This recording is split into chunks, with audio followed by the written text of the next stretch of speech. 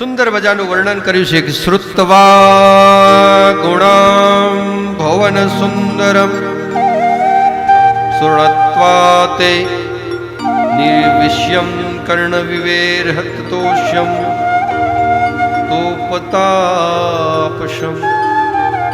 કે ભગવાન, મેં મારા કાનોથી તમારા માત્ર ગુણ સાંભળ્યા છે. એ ભુવન સુંદર, કે આ પૃથ્વી ઉપર કોઈ તમારાથી એવો સુંદર વ્યક્તિ નથી કે જે તમારા ગુણોની તુલનામાં આવી શકે. મેં તમને જોયા નથી, પ્રત્યક્ષ મળી નથી, પણ તમારા ગુણોથી હું તમારી દીવાની થઈ ગઈ છું. રૂપમ દ્રશ્યો, કે રૂપ મેં જોયું નથી કે કેવું તમારું દ્રશ્યમાન રૂપ છે. દ્રશ્યમતમ અખિલાર્થ લાભમ ત્વય અચ્યુતત્વા વિશતિ ચિત્તમ પત્રહં તમ મે. કે તમારું રૂપ ગુણ, ખાલી ગુણ જોયા છે, તમારું રૂપ જોયું નથી, પણ તમારા ગુણો જે છે એ હું આ પત્રમાં દર્શાવું છું. જે કે ત્રિભુવનની અંદર, આખા ત્રણેય લોકની અંદર તમારા જેવો જે કોઈ સુંદર વ્યક્તિ ના હોય, જેનું કુળ બળવાન હોય, યશસ્વી હોય, તેજસ્વી હોય, જેને અનેક પ્રકારના પરાક્રમો કર્યા છે, સાહસ કર્યું છે, એવો વીર પુરુષ હોય, એને આ જગતની કોણ એવી સ્ત્રી છે કે જે એનું વર્ણન કરવા ના માંગતી હોય? અને આ બધા ગુણો તમારામાં છે. તમારું એક એક અંગ સુંદર છે. તમે એટલા બાહુબળવાળા છો, અનેક દૈત્યોને તમે હણ્યા છે.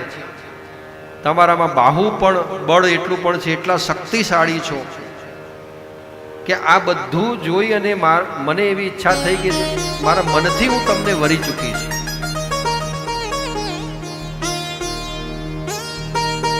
અને જ્યારે મેં મનથી તમારું વર્ણન કરી ચૂકી છું, ત્યારે હવે મારે બીજા કોઈ પતિની અપેક્ષા છે નહીં.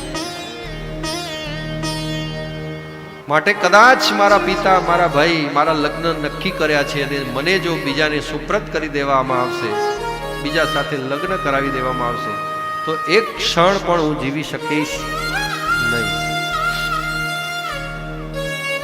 માટે હું તમારી, તમે કહેશો તો તમારી દાસી થઈ અને જીવનભર રહીશ,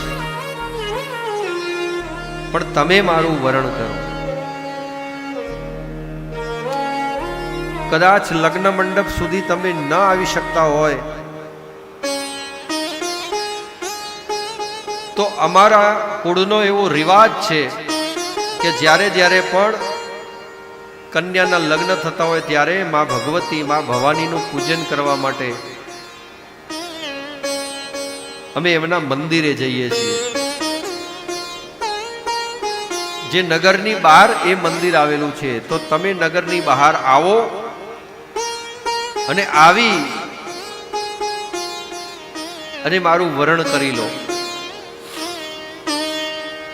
અને આ પત્ર કોઈ બીજા ત્રીજા વ્યક્તિના નહીં, પણ પોતાના કુલ પુરોહિત હોય છે, કુલ પુરોહિતને બોલાવે છે, કુલ પુરોહિતને કહે છે કે ભગવાન, તમારા ઉપર ખૂબ વિશ્વાસ અને શ્રદ્ધા રાખી અને હું આ પત્ર તમને અર્પણ કરું છું. આ પત્ર તમને હું મોકલું છું, બહુ વિશ્વાસ અને શ્રદ્ધાથી મોકલું છું. કદાચ એની અંદર તમારા કુળનો પણ ખતરો છે. મારા પિતાને ખબર પડશે, મારા ભાઈને ખબર પડશે કે આ બ્રાહ્મણ દેવ આ પત્ર લઈને ગયા હતા, તો કદાચ તમને કુલ પુરોહિતમાંથી બેદખલ પણ કરી દે. પણ જો મારું તમે સારું ઈચ્છતા હોય તો આ પત્ર ભગવાન શ્રી કૃષ્ણને તમે પહોંચાડો.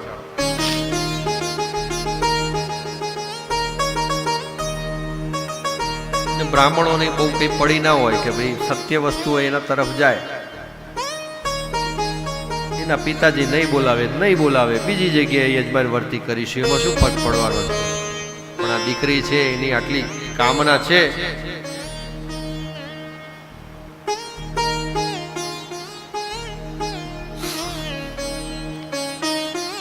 એટલે એ પ્રમાણે એની કામના પૂર્ણ કરવી પડે.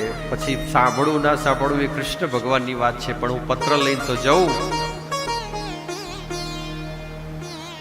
એટલે પત્ર લઈ